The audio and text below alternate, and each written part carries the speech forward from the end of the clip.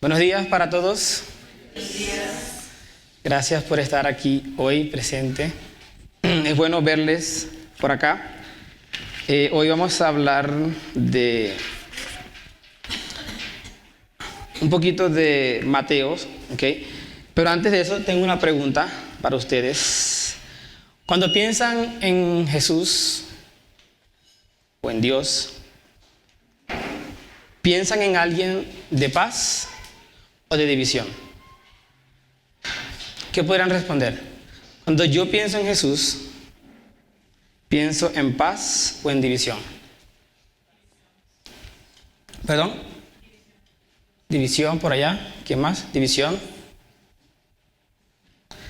Efectivamente, hoy vamos a hablar de eso. Esperaba que quizás algunos dijeran paz, pero no fue así. Sin embargo, sabemos que Dios es un Dios de paz. Él es llamado como el príncipe de paz. Y quiero que vayamos por favor a Isaías 9:6. Isaías 9:6.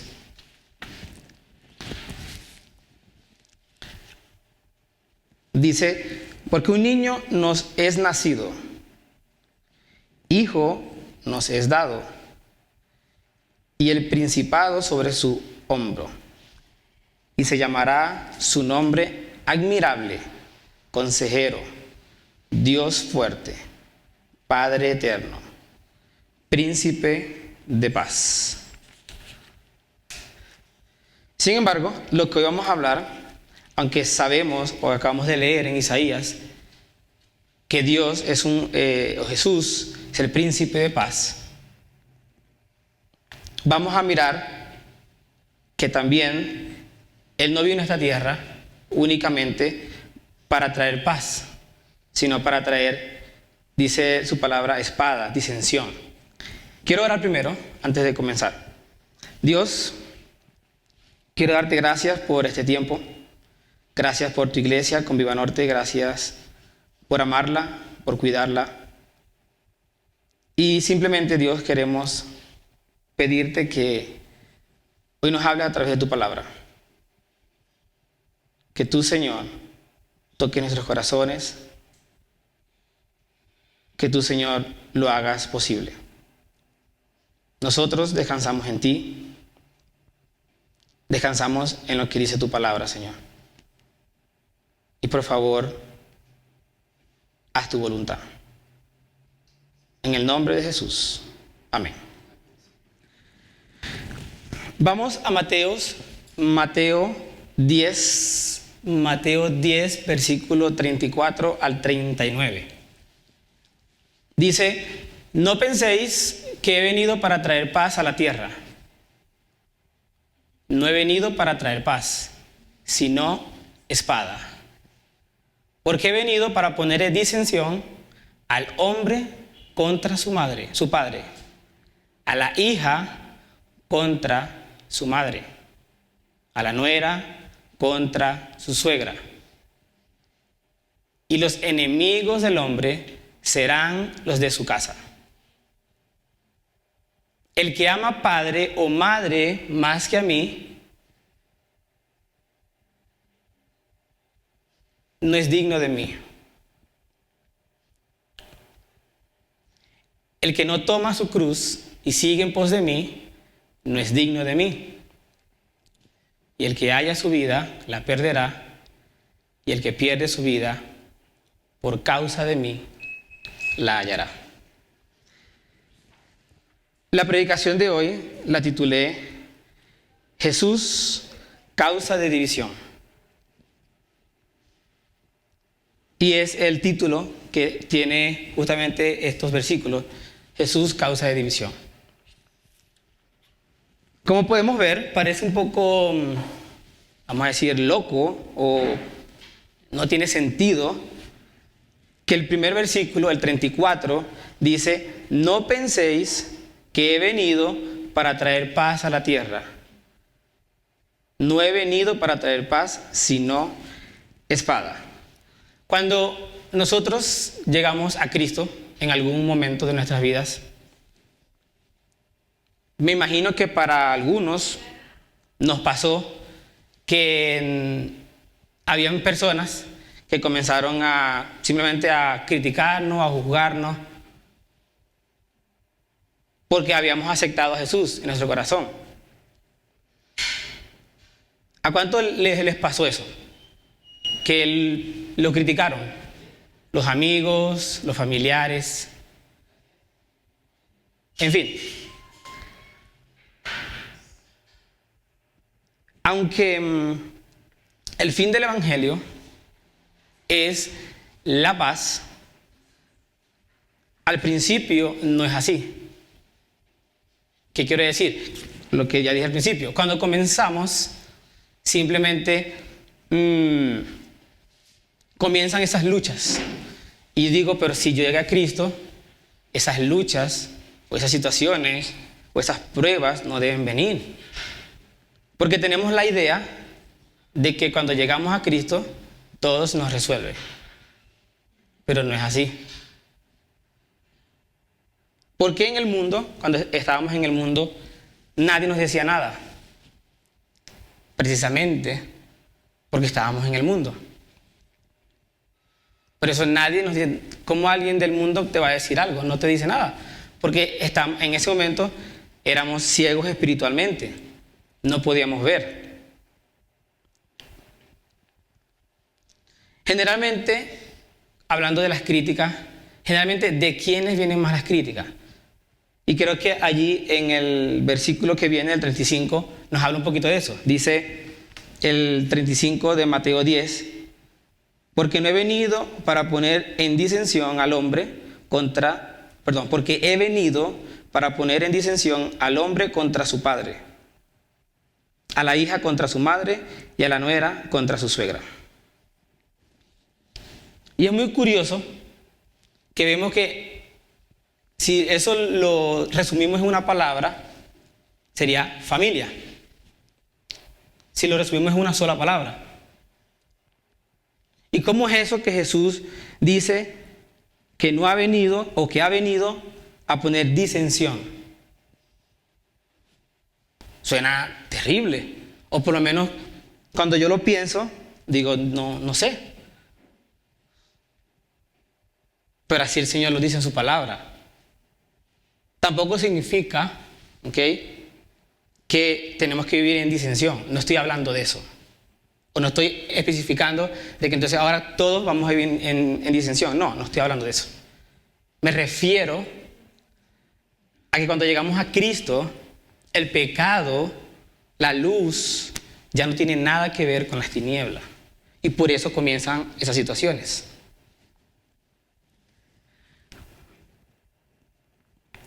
Como dije hace un rato, vemos claramente que habla de la familia. Sin embargo, los familiares o amigos deberían alegrarse porque se supone, creo yo, y creo que todos lo creemos así, que estamos haciendo algo bueno o que tomamos una buena decisión o algo bueno está pasando. ¿No deberían nuestros padres, hijos, nueras, suegras, amigos alegrarse por eso? ¿No debería ser así? Pero es curioso que cuando, para dar un ejemplo, alguien se gradúa de la universidad, que es una buena noticia, es algo bueno, celebran o celebramos. Si es posible, hay una fiesta, hay una torta, hay una celebración. ¿Por qué? Porque esa persona X o Y se graduó de la universidad o simplemente consiguió algo que quería. Es decir, es una buena noticia para la familia. Pero es curioso que esa misma familia nos apoye en esas cosas, digamos, terrenales, que son pasajeras, pero cuando se trata de Jesús es todo lo opuesto, es todo lo contrario.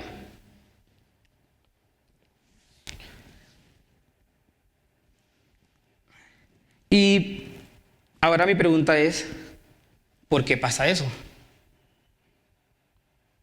¿Por qué pasa eso? Si decimos, o si no decimos, si su palabra, el Señor dice en su palabra, que el Evangelio es una buena noticia. Y eso nos pasa, o eso pasa en la iglesia. Porque nos alegramos con algo vano de este mundo, pero no nos alegramos con la buena noticia que es el Evangelio. Porque a veces parece que pesara más lo otro que el Evangelio. Y me gustaría que estuviéramos meditando en eso, porque es curioso, es muy curioso, muy interesante. Sin embargo, el versículo que viene dice, como para resumir esto que acabo de decir, y los enemigos del hombre serán los de su casa. Y los enemigos del hombre serán los de su casa. Ahí mismo en Mateo, el versículo 37 dice lo siguiente: el que ama a padre o madre más que a mí, dice algo que para mí es bastante terrible. Dice, no es digno de mí. El que ama a hijo o hija más que a mí, no es digno de mí. Y el 38 termina diciendo, y el que no toma su cruz y sigue en pos de mí, no es digno de mí. Muchas veces nos inclinamos por la familia o por los amigos. Pero el Señor nos dice en su palabra que si amamos a padre o madre, imagínense, poner solamente casi nada, padre y madre, que es una de las personas más importantes en nuestras vidas. Y el Señor nos confronta y nos dice, si tú amas más a tu papá y a tu mamá que a mí, tú no eres digno de mí. Tú no eres digno de mí. Y también dice, si tú amas más a tu hijo o a tu hija, ¿por qué hijo o hija?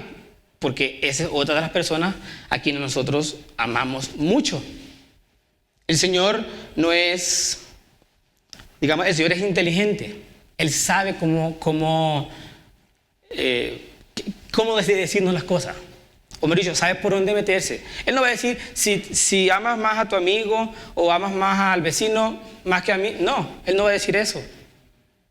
Porque no sería confrontarnos con nosotros mismos. Porque Él sabe que por la familia nosotros vamos como a titubear, como yo me inclino.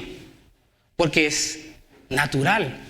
Y no es algo malo, porque es algo natural. Pero Dios nos confronta y nos dice, si tú amas más a tu mamá y a tu papá, más a tu hijo, más a tu hija, que a mí, no eres digno de mí. No eres digno de mí. Y dice, y sigue diciendo, el 38, y el que no toma su cruz y sigue en pos de mí, lo repito otra vez, no es digno de mí. La cruz pesa, y pesa mucho. Claro que pesa. Pero si no tomamos la cruz y seguimos en pos de Él, Dios nos dice que no somos dignos de Él. No somos dignos de Él. Y podemos decir, no, pero yo amo a Dios. Pero amar a Dios no es algo de sentimiento, algo del corazón, de lo que yo estoy sintiendo. Eso no es amar a Dios. Va más allá. Porque si Dios nos dice esto, de que quienes amemos más a nuestros familiares, para resumirlo, no somos dignos de Él, a veces podemos caer en esa mentira, digamos, de decir, no, yo sí amo a Dios. Pero Dios me pone una prueba difícil, muy dura. Y tengo que elegir para allá o para acá. ¿Acaso muchas veces no elegimos a la familia en vez de a Dios? ¿Acaso eso no nos pasa a veces? Y quienes hagamos eso, hoy Dios nos dice, tú no eres digno de mí. Si haces eso, tú no eres digno de mí. Quiero que hagamos un contraste con Lucas y Mateo. Lucas 14, 25 al 33. Lucas 14, 25 al 33. Dice, grandes multitudes iban con él. Y volviéndose le dijo, si alguno viene a mí y no aborrece a su padre o madre, y mujer, e hijos, y hermanos, y hermanas, y aún también su propia vida, dice, no puede ser mi discípulo. No puede ser mi discípulo. Y el que no lleva su cruz y viene en pos de mí, lo repito otra vez, no puede ser mi discípulo.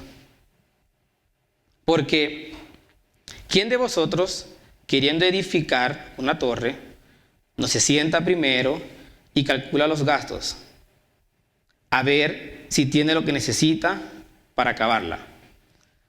No sea que después que haya puesto el cimiento y no pueda acabarla, todos los que lo vean comiencen a hacer burla de él, diciendo, este hombre comenzó a edificar y no pudo acabar. ¿O qué rey, al marchar a la guerra contra otro rey, no se sienta primero y considera si puede hacer frente con 10,000 al que viene contra él con 20,000? Y si no puede, cuando el otro está todavía lejos, le envía una embajada y le pide condiciones de paz. Y miren lo que dice al final. Así pues, cualquiera de vosotros que no renuncie a todo lo que posee, no puede ser mi discípulo. Quiero repetir el 33 otra vez. Así pues, cualquiera de vosotros que no renuncie a todo lo que posee, no puede ser mi discípulo.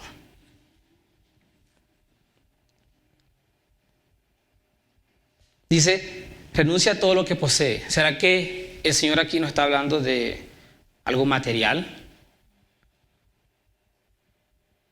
Cuando nosotros le entregamos nuestra vida a Él, dijimos, Dios, quiero que gobiernes mi vida. Quiero que seas mi Señor. Quiero que seas mi Salvador. Es decir, ya yo no soy nada, soy un esclavo para Él. Simplemente soy un esclavo para Él. Quiero que miremos unos ejemplos respecto a esa última parte, o a la parte de cuando Dios nos manda a ser sus discípulos, a seguirle. Están en Lucas 9, versículos 57 al 62. Dice, yendo ellos, uno le dijo en el camino, Señor, te seguiré a donde quiera que vayas. Y le dijo Jesús, las zorras no tienen guaridas. Tienen guaridas y las aves de los cielos nidos. Es decir, ellas están mejor que yo, mas el Hijo del Hombre no tiene dónde recostar su cabeza. Imagínense eso. Imagínense lo difícil, lo complicado que es seguir a Jesús. Solo imagínense. A veces nos comemos ese cuento por ahí que nos pinta de que Dios es solamente paz y amor. Y sí, Dios es paz y amor. Es verdad, pero no solo es paz y amor. Sigamos leyendo. Dice, y dijo a otros, sígueme. Él les dijo, Señor, déjame que primero vaya y entierre a mi padre. Jesús le dijo, deja que los muertos entierren a sus muertos.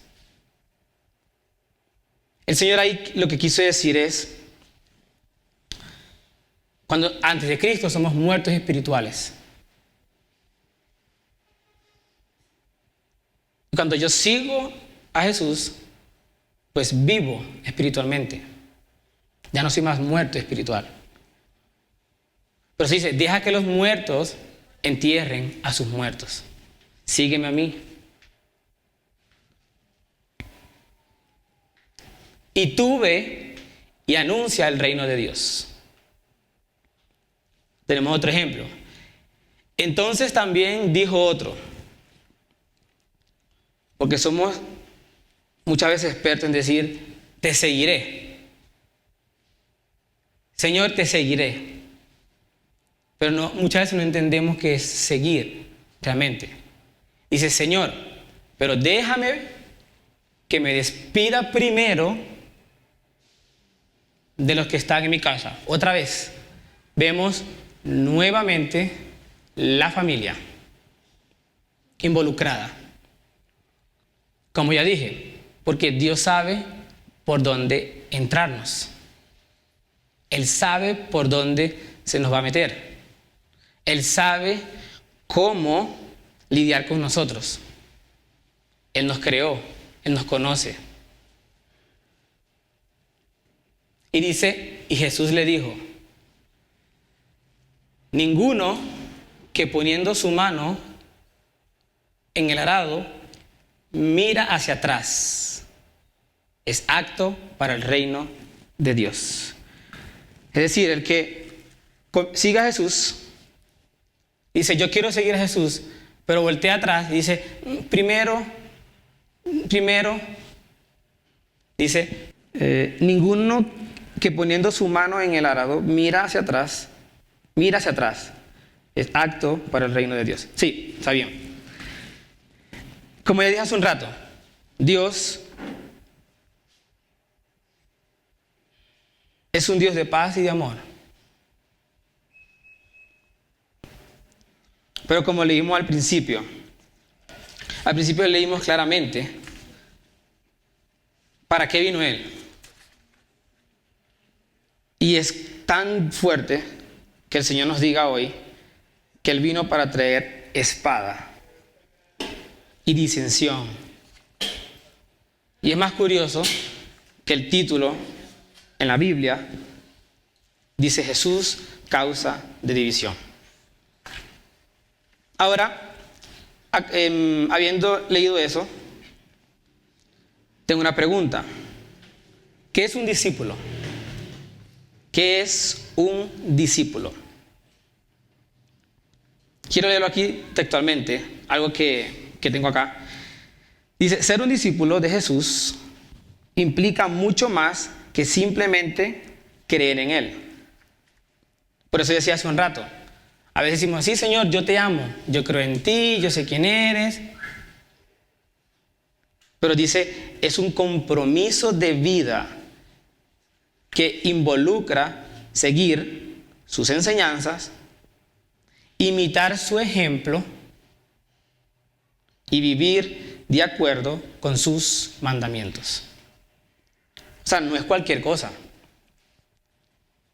Por eso cuando nosotros decidimos seguir a Jesús, creo que muchos quizás nos pudimos quedar con el chip, o no sé cómo llamarlo, con esa cosa de que sí, acepto a Jesús, todo bien, gracias Señor por darme vida eterna, salvación, chévere. Pero no es así nomás. Implica sacrificio. Implica muchas cosas si queremos seguir a Jesús. Lucas termina diciendo en el versículo 33, así pues, cualquiera de vosotros que no renuncia a todo lo que posee, ¿qué dice? No puede ser mi discípulo. No puede ser mi discípulo. No es digno de mí, digno del Señor.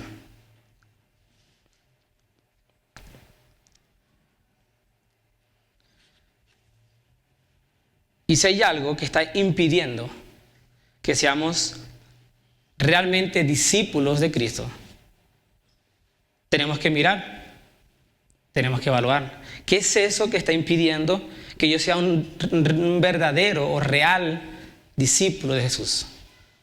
¿Qué es lo que es eso que está en mi vida que no me deja ser un discípulo de Él? ¿Qué es lo que nos impide que realmente le sigamos a Él? Porque a quien decidimos seguir es nada más y nada menos que Jesús. No es casi nadie, es el Rey de Reyes y el Señor de Señores. No estamos siguiendo a cualquier rey o a una persona, para hablar de un rey físico. Decidimos seguir al Rey de Reyes. Al Rey de Reyes. Y viéndolo de esa manera, creo que necesitamos hacer un inventario, puse así, inventario en nuestras vidas. ¿Cómo es ese inventario? ¿O qué es un inventario? Es simplemente, o lo voy a decir con mis palabras, no sé las palabras técnicas, es simplemente contar, mirar, acomodar, anotar cuántas sillas hay, cuántas Biblias hay. Pero este inventario, o al inventario a que me refiero hoy, o al que el Señor, o lo que el Señor nos quiere decir hoy, es aquello, inventariar nuestra vida, ver qué hay en nosotros que nos está permitiendo que le sigamos a Él como Él nos manda. Tenemos que hacer ese inventario. Bueno, tengo esto por aquí, tengo esto por allá, esto no me sirve, toca botarlo. Porque cuando hacemos un inventario en la vida real, nos encontramos con tantas cosas que ya no usamos, que están sucias, que más bien nos hacen estorbo, que más bien si nos ocupa un espacio que podemos usar para otra cosa, huele a feo, en fin, un montón de cosas. Entonces, necesitamos hacer ese inventario en nuestras vidas.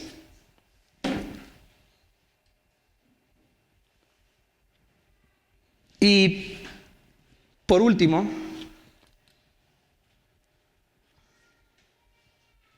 dice el versículo 39 de Mateo, dice, el que haya su vida, la perderá. Y el que pierde su vida por causa de mí, la hallará. Ya he repetido muchas veces, pero cuando le entregamos a Jesús nuestro corazón, es que ya yo no vivo. Yo puedo seguir con mi vida de antes, pero el Señor me dice que la voy a perder. Pero dice, y el que pierda su vida por causa de mí. Es decir, esta vida mía la reemplazo por la de Jesús. Ya no quiero vivir yo. Ya no quiero que sea Moisés. Y yo puedo seguir con mi vida del mundo, pero la voy a perder. Pero puedo dejar que se muera esa vida del mundo para tener la vida eterna que Cristo me da.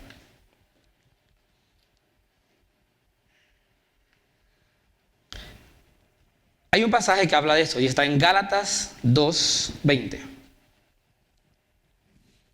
Gálatas 2:20. Dice: con Cristo estoy juntamente crucificado, y ya no vivo yo, mas vive Cristo en mí. Dice: y ya no vivo yo, mas Cristo vive en mí. Entonces, ¿será que mi vida de antes sigue presente? ¿O será que he reemplazado realmente mi vida por la vida eterna que Cristo me da? Sigue diciendo: y lo que ahora vivo en la carne, lo vivo en la fe del Hijo de Dios, el cual me amó y se entregó a sí mismo por mí.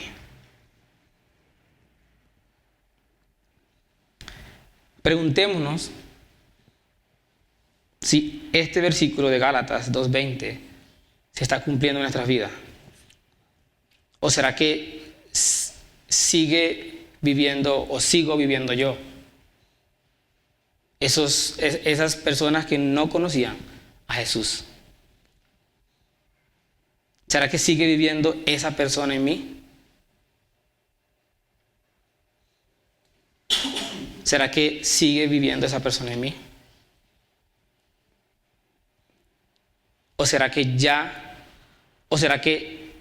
ahora realmente puedo decir con seguridad, o podemos decir con seguridad algunos de nosotros, o todos, espero, que realmente Cristo vive en mí?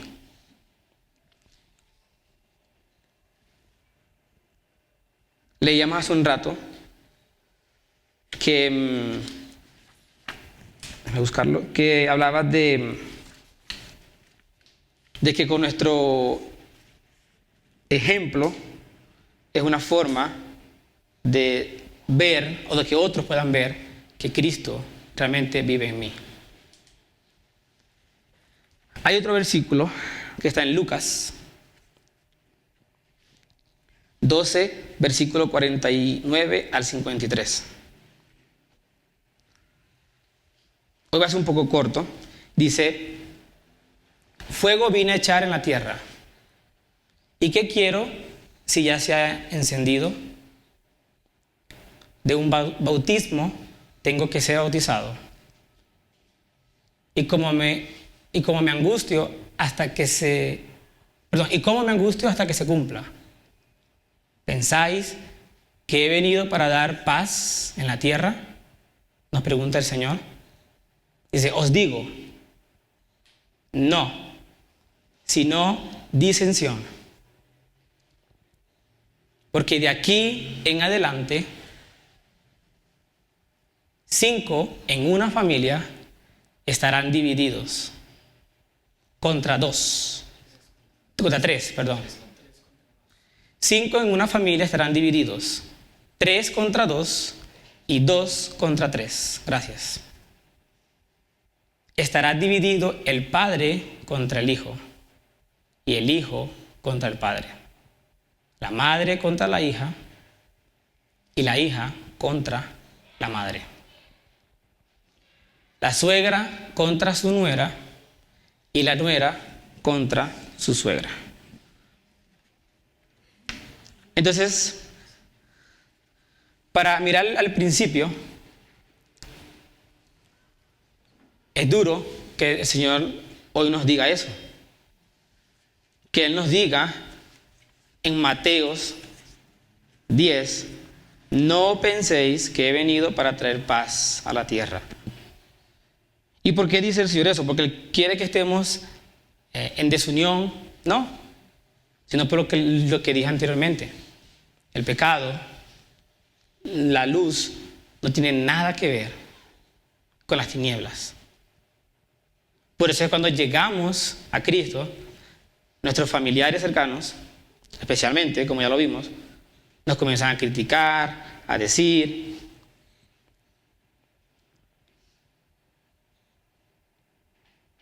Recordemos que es ser un discípulo de Jesús. ¿Qué requiere eso? Recordemos que es seguir realmente a Jesús. ¿Qué implica seguirlo a Él? También recordemos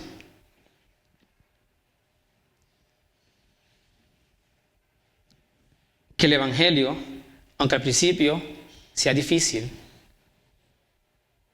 al final va a ser bueno. Que también Dios es paz y amor. Pero no solamente eso. Y nos preguntamos, ¿pero por qué Dios nos pone en esta?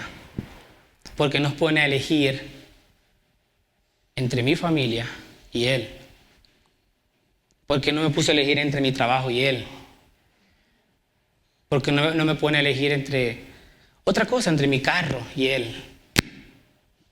Porque usa la familia. Porque usa la familia.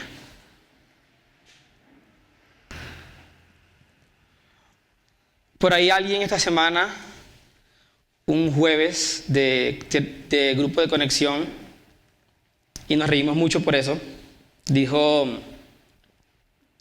en combo. Y todos quedamos en combo. ¿Qué quiere decir en combo? Porque teníamos un refrigerio y fue muy chistoso porque no entendíamos, nadie entendía.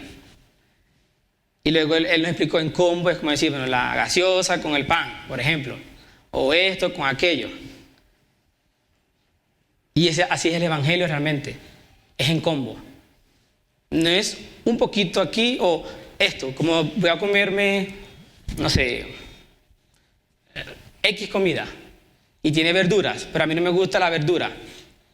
Hay que verdura porque sabe a feo, como dicen en Colombia. No, hay que comerse también la verdura. Es en combo, es un combo que viene completo. No es algo que viene por separado. Como que lo delicioso, lo bueno, lo exquisito. No. A veces esa comida tiene cosas que no nos gustan. Pero es en combo. Y nada más. Entonces, quiero que hoy terminemos con eso pensando que el Evangelio es como un combo, como un todo o nada. Eso era lo que hoy el Señor nos quería hablar. Y simplemente quiero que oremos, que demos gracias a Dios y que no olvidemos lo que el Señor hoy nos dice en su palabra. Y tampoco malinterpretemos cuando Él dice que viene a traer disensión. Porque sabemos, como ya leímos en Isaías, que Él es príncipe de paz. Pero necesita poner en disensión eso para hacernos entender que Él, y solo Él, debe ser la prioridad. Que no hay más, o no debería existir más en nuestras vidas. Oremos al Señor y así terminamos. Señor, gracias te damos por este tiempo. Gracias por tu palabra. Gracias porque a veces nos equivocamos creyendo que tú solamente eres paz y amor. Que sí lo eres. Pero también tú permites cosas para que nosotros realmente decidamos y demostremos si de verdad vamos a dejar a padre, a madre, a hijo, a hija, a mujer, a hermano, a hermanas, por ti. Si realmente somos capaces de hacerlo. Porque tú hoy nos dijiste que si no somos capaces de hacer eso, dices que no somos dignos de ti. Que no somos tus discípulos. Que nosotros podamos saber de que tú, Señor, eres la prioridad número 1 en nuestras vidas. Que tú, Señor, eres el primero que indistintamente de nuestra familia, nada ni nadie te debería quitar ese lugar.